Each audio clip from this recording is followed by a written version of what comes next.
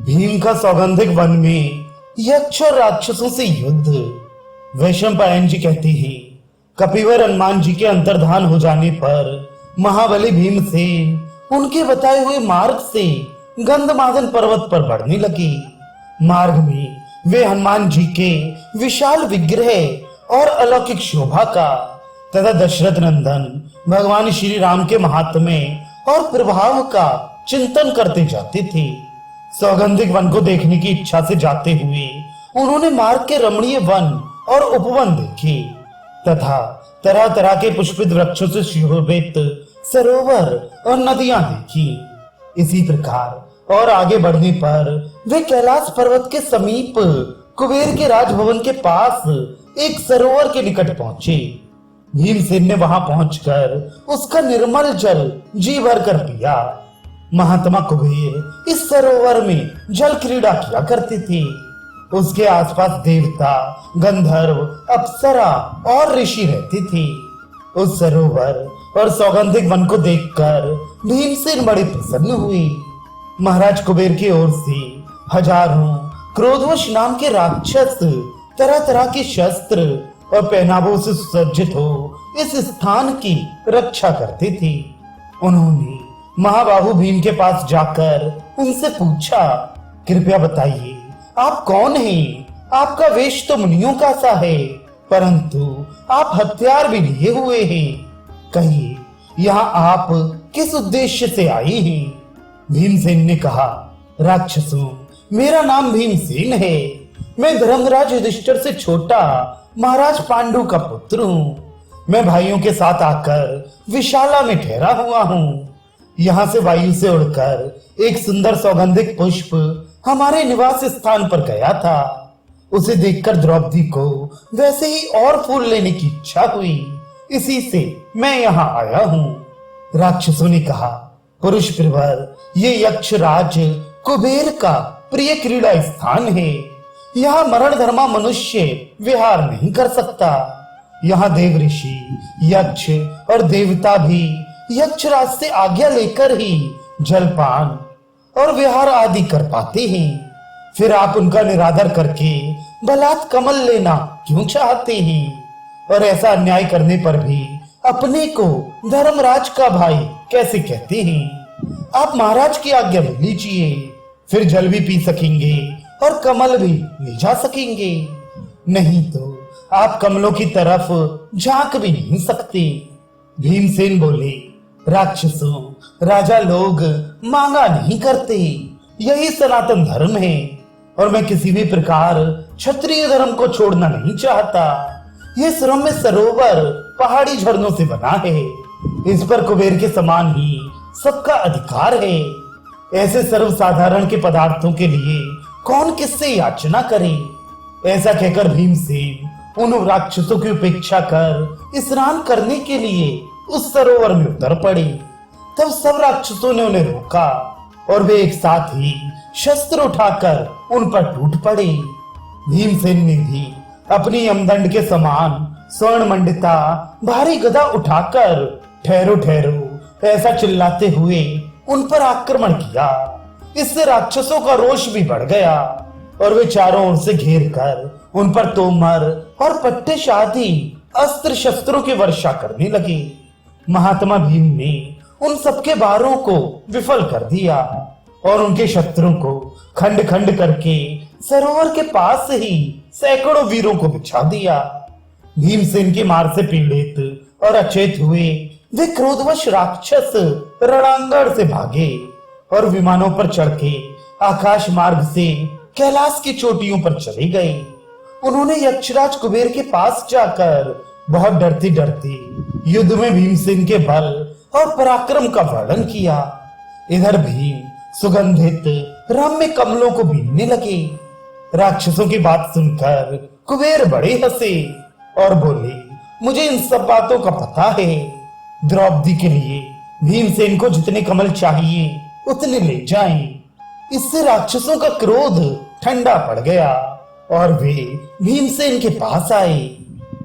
इधर बद्रिकाश्रम में भीमसेन की युद्ध की सूचना देने वाला बड़ा वेगवान, तीखा और धूल बरसाने वाला वायु चलने लगा। वहां बार बार बड़ी गड़गड़ाहट के साथ पृथ्वी पर उल्कापात होने लगा, जो सबके हृदय में बड़ा भय उत्पन्न कर देता था।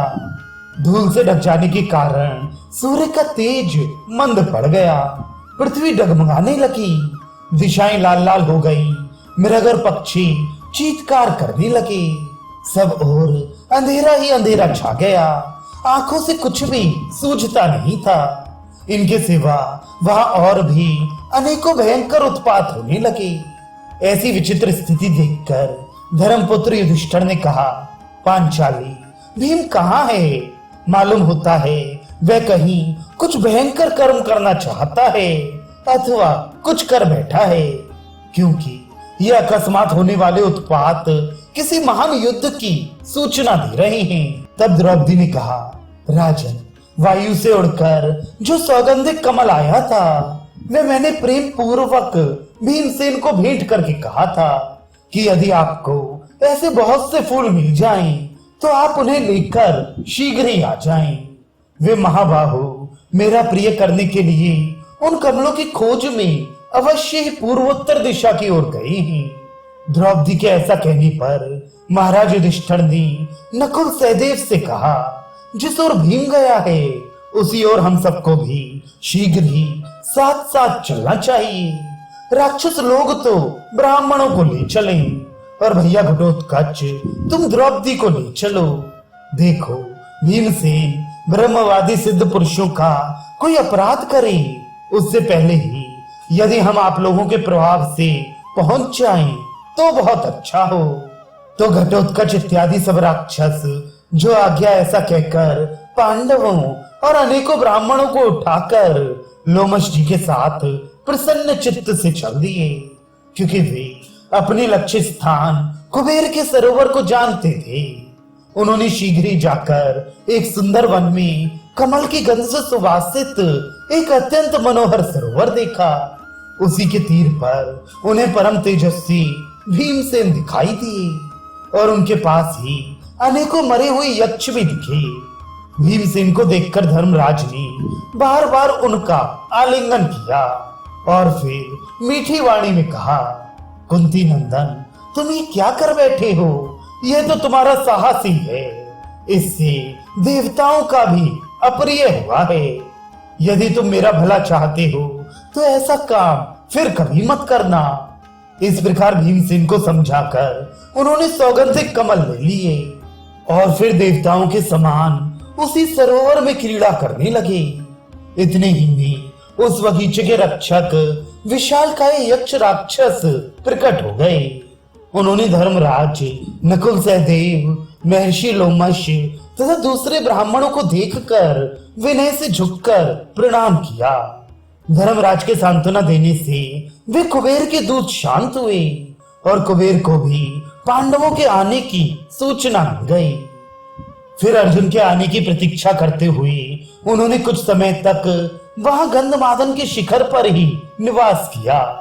वहां रहते समय एक दिन द्रौपदी भाई और ब्राह्मणों के साथ वार्तालाप करते हुए धर्मराज युधिष्ठिर ने कहा, जहां पहले देवता और मुनियों ने निवास किया था, ऐसे अनेकों पवित्र और कल्याणकारी तीर्थ और मन को आनंदित करने वाले वनों के हमने दर्शन किए हैं। साथ ही जहां तहां आश्रमों में अनेकों शुभ कथाएं सुनते हुए हमने विशेषतः ब्राह्मणों के साथ तीर्थों में स्नान किया है तथा सर्वदा पुष्प और जल से देव पूजन करते रहते हैं और जैसे कंदमूल फल मिल सके हैं उनसे पितरों का भी तर्पण किया है। इस प्रकार महात्मा लोमश ने हमें क्रमशः सभी तीर्थ स्थानों के दर्शन करा दिए हैं। अब ये सिद्धों से सेवित कुबेर का पवित्र मंदिर है, इसमें हमारा प्रवेश कैसे होगा? जिस समय धर्मराज इस प्रकार बातचीत कर रहे थे उसी समय उन्हें आकाशवाणी सुनाई दी, अब तुम यहाँ से आगे नहीं जा सकते, ये मार्ग बहुत दुर्गम है, इसलिए कुबेर के आश्रम से आगे ना बढ़कर तुम जिस मार्ग से आए हो उसी से श्री नर नारायण के स्थान भद्रिकाश्रम को लौट जाओ। वहां से तुम सिद्ध और चारणों से सेवित वृषपर्वा के आश्रम को जाना, जो बड़ा ही रमणीक और सिद्ध एवं चारणों से सेवित है। फिर उसे पार करके तुम आर्षि शेण के आश्रम में निवास करना। उससे आगे जाने पर तुम्हें कुबेर के मंदिर के दर्शन होंगे। इसी समय वहां दिव्य, गंधमय, पवित्र और शीतल वायु बहने लगा तथा पुष्पों की वर्षा होने लगी। उस अत्यंत आश्चर्यमय आकाशवाणी को सुनकर राजा युधिष्ठिर महर्षि धौम्य की बात मानकर वहां से लौटकर श्री नर नारायण के आश्रम में आ गए।